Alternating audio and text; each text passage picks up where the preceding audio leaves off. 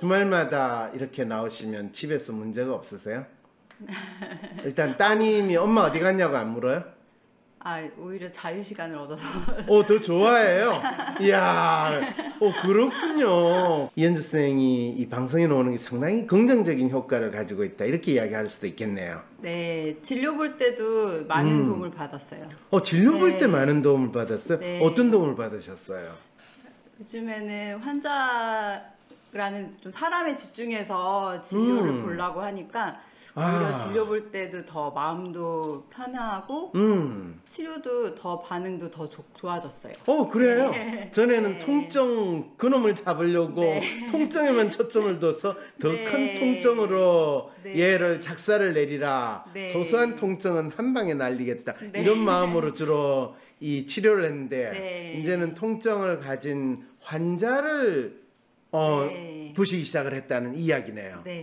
이거 진짜 큰 변화신 것 같아요. 왜냐하면 본인이 마음이 지금 달라졌다, 이야기를 하시는 거네요.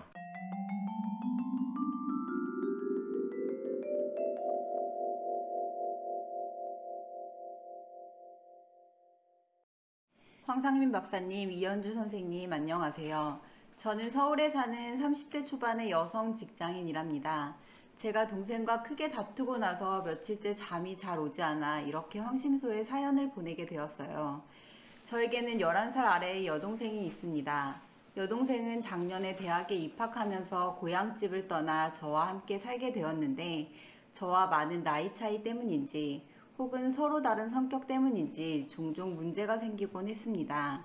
저는 휴먼가 에이전트이고 동생은 아이디얼입니다. 동생은 대학 생활을 시작하면서 이상하게 너무 자주 피로감을 호소하고 여기저기 아프다며 집안일도 하나도 거들지 않았어요. 거기다 야식을 얼마나 먹는지 보기 싫게 살이 쪄서 제가 신경 써서 운동권도 끊어줬는데 소용이 없었어요.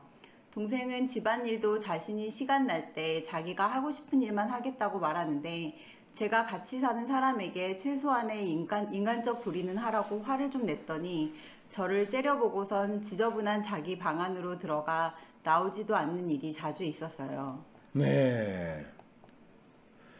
그리고 그런 다음 날에는 습관처럼 소화가 안 된다, 배가 아프다, 알레르기에 아토피도 생겼다며 병원을 드나들었어요. 웬만큼 아파도 병원에 가지 않고 못 견디게 아플 때는 타이레놀 하나 먹고 지나가는 저는 동생이 책상 위에 잔뜩 쌓아둔 처방약과 의료서적을 보면서 동생이 건강염려증이 아닌가 생각하기도 했어요. 그러다 기말고사를 앞두고 반복적인 위경련과 과민성 대장 증후군으로 병원을 드나들던 동생이 자신이 갑자기 살이 빠지는 게 이상해 인터넷으로 검색을 해보니 크론병 같다며 그날로 대학 도서관에 가서 크론병에 대한 책을 빌려 읽기 시작했어요. 크론병이다.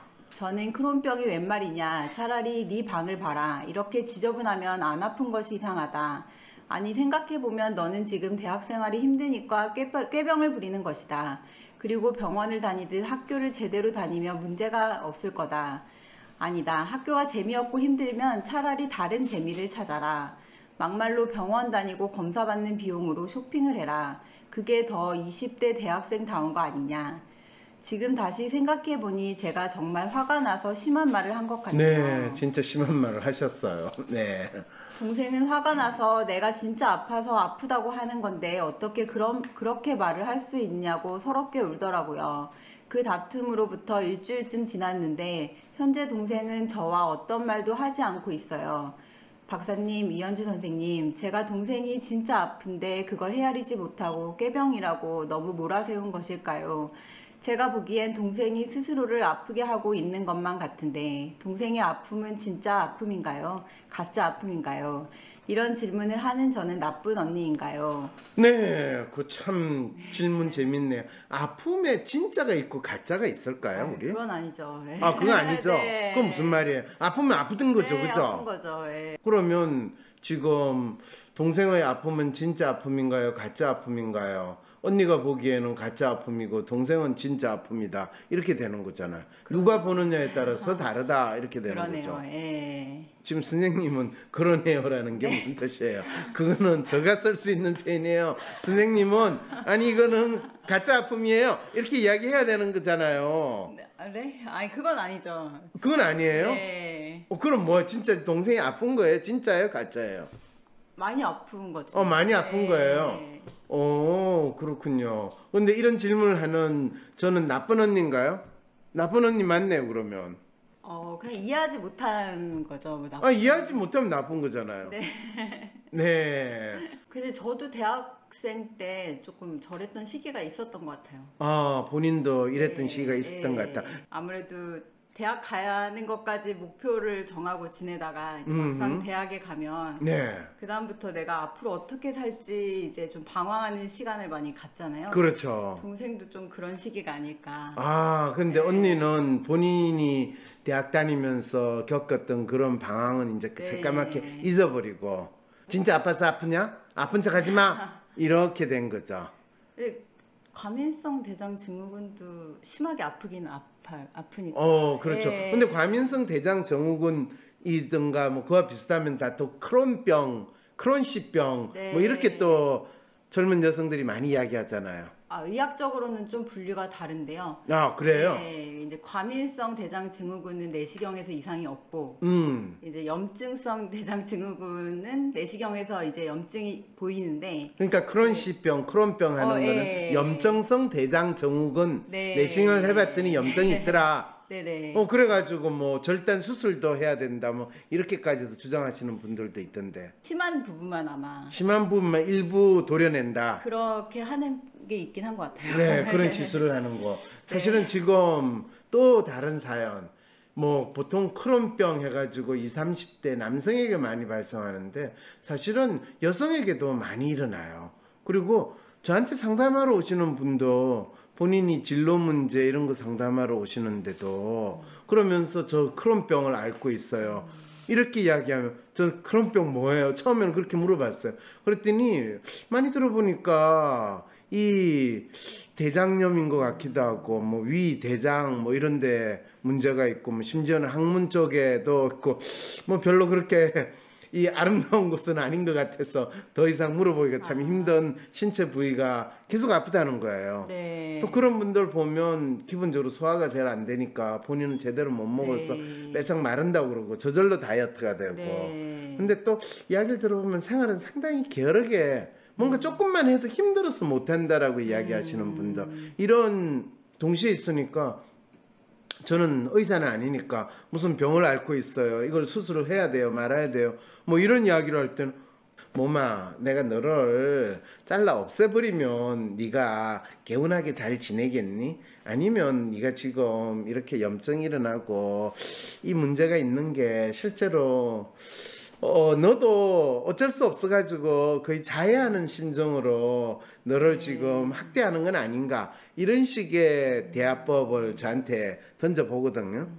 그러니까 신체가 꼭 나는 아니고 나의 일부지만, 어. 네, 그래서 이제 그 신체 나의 일부로서 어떻게 이제 조금 소통이 필요하다. 그래서 오, 좋은 지적이시네요. 전에는 의사인 나로서 신체가 그 사람이 전부다라고 봤는데, 아, 이제는 신체가 그 사람이 전부가 아니라 신체는 그 사람이 일부고, 네. 그러면 끊임없이 그 사람이 일부인 신체에 아픔이나 문제가 네. 있다고 할 때는 그 사람의 다른 부분과도 그 신체가 어떻게 소통하고 있는가 잘 살펴봐야 되겠다는 생각을 네. 선생님이 하시게 됐다는 네. 거죠. 우와, 엄청난 놀라운, 본인이 그동안 10년 이상 의사로서 일을 하시면서 이런 변화의 느낌 자주 겪는 거 아니잖아요. 자, 그건 그렇고요. 사실은 시사인 기사에 죽음의 미래, 아픈 몸을 거부하는 사례 중에서도 이와 비슷한 어떤 분의 사연이 있었어요. 만성 통증 전문으로 선생님이 치료를 하시는 분으로서, 환자라는 사람도 인간이고 인간으로서는 아픈 몸만 있는 게 아니라 어쩌면 아픈 마음도 있고, 또는 아프지 않다고 주장하지만 아픈 마음이 몸을 아프게 만들고 있을지도 모른다는 이런 생각을 하시게 됐으니까 선생님이 네. 이 크론병 환자 C씨라고 나왔던 어떤 분의 인터뷰 기사 내용에 대해서는 선생님이 이분의 병을 어떻게 보고 또 이해할 수 있는가, 이거에 대한 이야기를 좀 선생님하고 나누고 싶어서 오늘 이 크론병 환자 C 기사 사연을 가지고 왔습니다. 네. 한번 선생님 읽어봐 주시겠어요? 네. 인터뷰 당일이던 9월 14일, 안희재 씨는 끝내 잡지 못한 모기 한 마리 때문에 잠을 설쳤다. 그런 날이면 항문 근처에 난 상처가 심해서 화장실을 자주 들락날락 하게 된다. 복통과 두통과 함께 나타나는 크론병의 흔한 증상 가운데 하나다. 악하는 비명소리와 함께 휴지에는 피가 묻어나온다. 거의 매일 겪는 통증이지만 아직 치료제가 개발되지 않아 견디는 것 말고는 방법이 없다. 컨디션이 좋지 않은 날엔 이렇게 무방비 상태로 몸에게 당하는 느낌이다. 제 아픔을 설명하기 위해 피똥 눈물이라고 이름 붙였어요. 라며 안씨가 웃었다. 크론병과 함께 산 지 벌써 7년이다. 크론병은 구강에서 항문까지 위장관 전체에 나타날 수 있는 만성 염증성 장질환이다. 주치의는 치료가 아닌 관리가 필요한 난치병이라며 관리를 잘 못하면 암에 걸릴 수도 있다고 경고했다. 정형외과부터 소화기내과, 항문외과, 신경정신과까지 종합병원을 이리저리 헤맸다. 떠밀렸다는 표현이 좀 더 적절했다. 어떤 곳에서는 크론병이 아니라고 했고 어떤 곳에서는 당장 제거 수술을 해야 한다고 말했다. 저 이런 분들 여러 번 봤거든요. 그리고 사실은 이 위장관, 뭐 진짜 구강에서 항문까지 위장관 전체에 만성 염증성 질환이 나타나고, 선생님 말씀대로 이 내시경을 하면 염증은 관찰이 돼요. 네. 근데 전체적으로 붙여 있고, 그 다음에 그게 아주 뚜렷하게 나타나는 건 항문 부위도 뭐 헐어가지고 네. 진짜 치질처럼 이 피가 나오고 진짜 피똥 눈물 날 정도로 맞아요. 아픈 이 상황이거든요. 네. 의학에서는 사실 난치성 질환으로 분류하는. 난치성 질환을 분류해요. 근데 네. 이분 같은 경우에 왜 그 현상이 생기는가라는 거를 이야기할 때 다 본인이 뭐 이 공부하느라고 스트레스 쌓여가지고, 지금 25세 분이 7년 동안 있으면 대학 들어와가지고 한참 연애하고 재밌게 지낼 무렵에 이게 생겨가지고, 네. 그 다음에 뭐 자기는 제대로 된 데이트도 못 해봤다 이런 이야기도 하는 아가씨. 그러면서 엄청나게 또 나름대로 관심은 있는데 자기 몸 때문에 이렇게 하지 못한다는 식의 이야기를 할 때 저는 그런 생각이 어떤 드는 거거든요. 이분에게 있어서 지금 크론병이라고 이야기하는 이 만성 염증성 장질환은 어쩌면 본인이 자기 마음을 있는 그대로 표현하지 못하고 그걸 잘 드러내지 못하니까 스스로 만들어내는 그런 병은 아닐까. 신경정신과 갔다면 네 병은 아무래도 신경성이야. 그런데 아무도 심리라는 이야기는 안 해요. 크론병 진단 이후에도 의사는 매번 수치상으로는 문제가 없다며 스트레스 관리를 하라는 말만 반복했죠. 네, 여기서 이제 스트레스 관리를 한다. 당신이 자기 마음을 네, 제대로 잘 파악을 하고 살아라는 거예요. 그쵸. 얼마나 긴장한 상태에서 살든지, 아니면 자기 스스로 자기를 덜덜 볶고 살든지, 아니면 가족들이 지나가는 말로 너 졸업하고 뭐 할래? 너 졸업하면 취직해야지. 직장 생활하면 야, 너 이 정도 직구리 월급 받아가지고 어떻게 다냐? 좀 더 돈 좀 더 벌면 안 되니? 이런 이야기들이 엄청나게 그 사람이 예민하고 섬세한 네. 사람이면 거의 돌아버리고 싶은 상황이 되거든요. 그러니까요. 아까 모기 한 마리도 못 잡아서 잠을 설쳤다고 하는 거 보니까 엄청 예민하신 그렇죠. 것 같아요. 오, 드디어 이제 선생님이 환자 행동을 이제 읽으시기 시작을 하는군요. 이런 사연을 네. 통해 가지고 3번 진료는 그렇게 끝났고 염증과 무기력증은 계속되었다. 이 말은 뭐예요?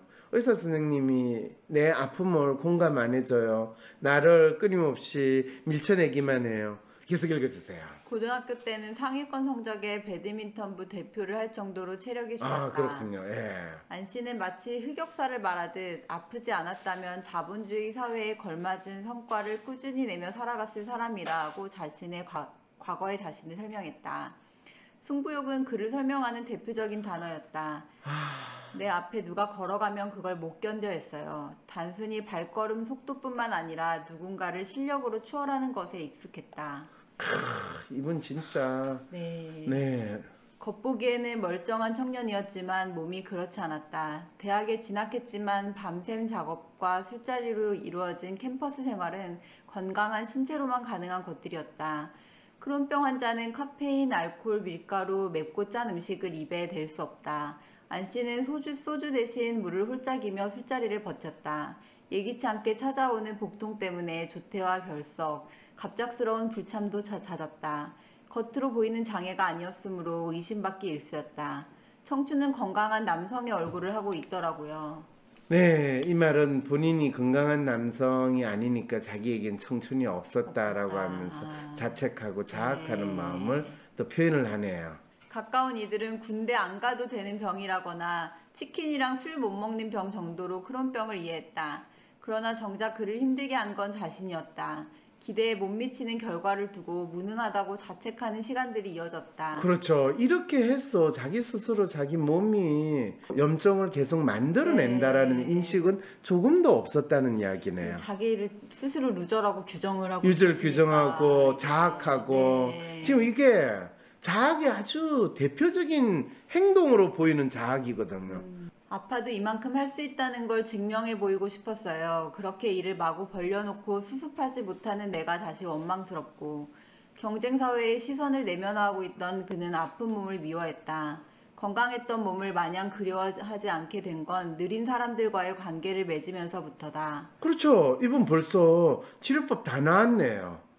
경쟁사의 시선을 내면화하고 있던 그는 아픈 몸을 미워할 게 아니라 경쟁사의 시선을 내면화했던 자기 봐야 마음을 될 것 같은데. 들여다봐야 되는데 마음이 있는지 없는지 마음이 무엇인지를 전혀 모르니까 진짜 마음을 보지 못하고 몸만 본 사회의 희생자네요. 이분은요. 아파도 이만큼 할 수 있다는 걸 증명해 보이고 싶었어요. 그렇게 일을 마구 벌려놓고 수습하지 못하는 내가 원망스럽고 라고 따옴표 있잖아요. 그러면 저는 이분은 자책을 엄청 하네요. 이 자책 수준에서 자학이네요. 그리고 이게 심해지면 자살로도 이어질 수 있어요 라고 이야기하는 마음을 읽어주는 사람의 이야기가 당연히 나오죠. 아이고, 그러네요. 놀랍죠? 똑같은 현상을 보고 지금 마음을 읽을 수 있느냐, 마음을 읽지 못하고 몸만 보느냐에 따라서 그 현상의 원인을 파악하는 게 달라진다라는 거. 그러네요. 그리고 그 다음에는 건강했던 몸을 마냥 그리워하지 않게 된 건 느린 사람들과 관계를 맺으면서부터다. 자기는 항상 빨라야 되고 빠르게 사는데 자기의 정체성을 두었던 거예요. 나는 남들보다 빠르고 남들보다 뛰어나고 이겨야 돼 라는 걸로 지내는데 거기에서 오는 뭐 스트레스라고 표현하지. 거기서 오는 압박, 긴장감이 몸이 대신 하는 비명을 지르는 이 상황이 됐던 거예요. 근데 승자와 패자 구조로 보면은 늘 승자일 수가 없는데 항상. 그렇죠. 결국은 패자가 되는 거잖아요. 그 구조는. 근데 그 구조는 결국은 패자가 되는 게 아니라 계속 네. 승자로 있기 위해서 자기 몸을 제물로 비용을 지불하는 일이 발생을 한다. 이게 이제 이 구도가 이분 케이스가 되는 거죠.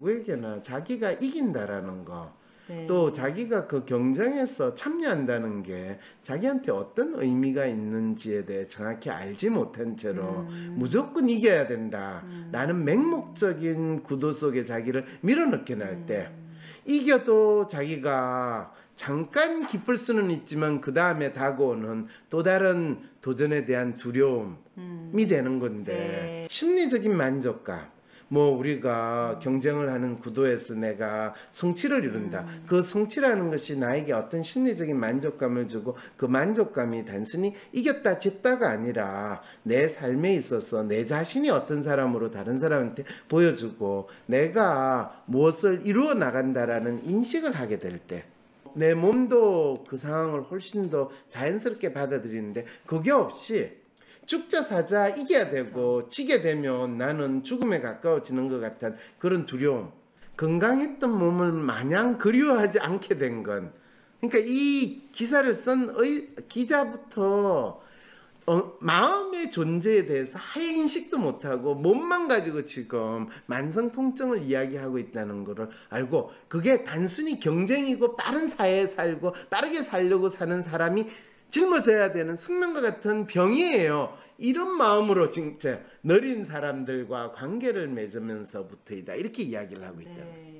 이런 관점으로 보면 그냥 몸이 아프고 장애가 있으면 그냥 그 사람이 운이 나빠서 그런 몸을 갖게 돼서, 저 사람이 아픈 거는 하나님의 저주를 받았거나 저 사람이 죄를 지었거나 아니면 운때가 나빠가지고 아프게 됐다라고 믿는 그 원시인의 사고와 뭐 차이가, 조금이라도 차이가 있어 이게?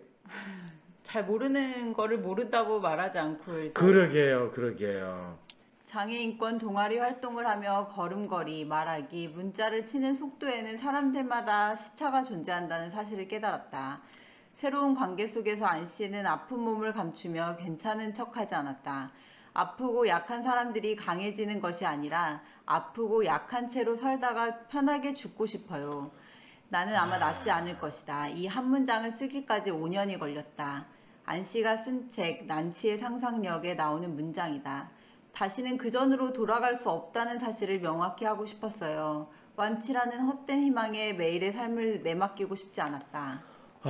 이분 진짜 완치라는 이거는 거의 확진자라고 이야기하는 이 단어만큼 끔찍한 단어예요. 네. 끔찍한 단어. 왜냐하면 우리의 삶에 있어서 아픔을 느끼지 않고 산다라는 게 완치거든요. 그렇죠.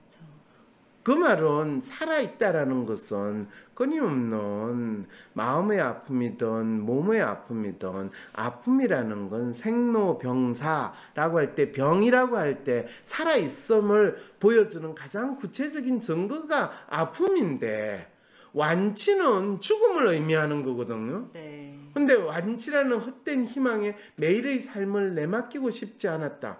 이건 무슨 말이에요? 자기 매일의 삶을 진공 상태에서 아무런 자극이 없는 상태에서 살고 싶다라고 하는 이런 헛된 생각을 하고 있다는 거예요. 엄청난 이상주의자의 완벽주의자시네요. 이상주의의 완벽주의 단어로 가지고 퉁치지 마시고요. 네. 이분은 마음이라는 거에 대해서 너무나 모른다라는 것을 너무나 있는 그대로 생생하게 알려준다는 거죠. 2021년을 성공의 해로 만들고 싶은 분들을 위해 준비했습니다. 코로나로 폭망한 2020년은 보내고 2021년 인생의 성공을 만들고 싶다면 2021년 성공 프로젝트 캠프에서 황상민 박사님과 함께 개별 맞춤 새해 목표를 설정하고 실천 방안도 얻어가세요.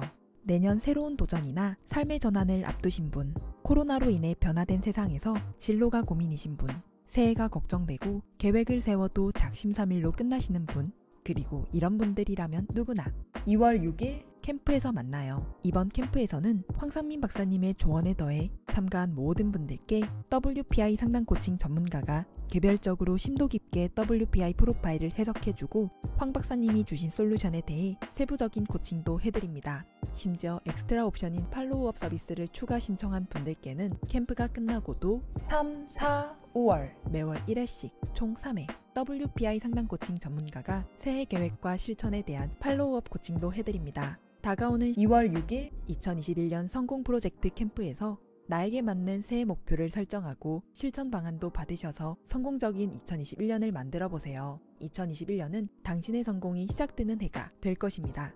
신청 문의는 위즈덤 센터